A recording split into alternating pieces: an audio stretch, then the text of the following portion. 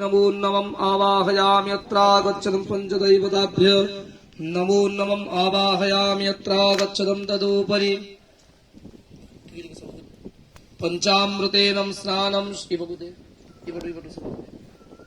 पंचामृतेन स्नानं समर्पयामि पयोदधिघृतं चैव मधु शर्करानिमितं पंचामृतमयानीतं स्नानार्थं प्रतिगृह्यतां तदुपरि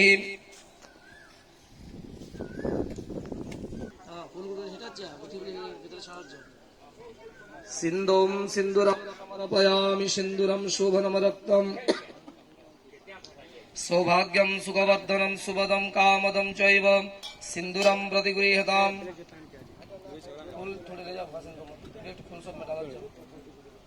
तदुपरि पुष्पं समर्पयामि पुष्पेषु दशम फूल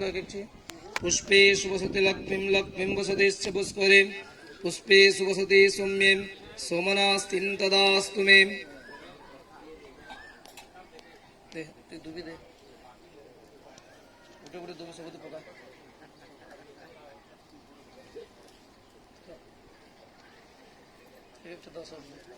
ओम कांडात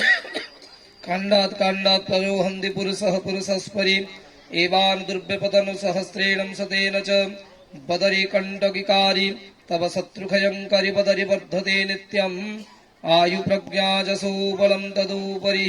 चावल टिकि गिरा तंडुलं समर्पयामि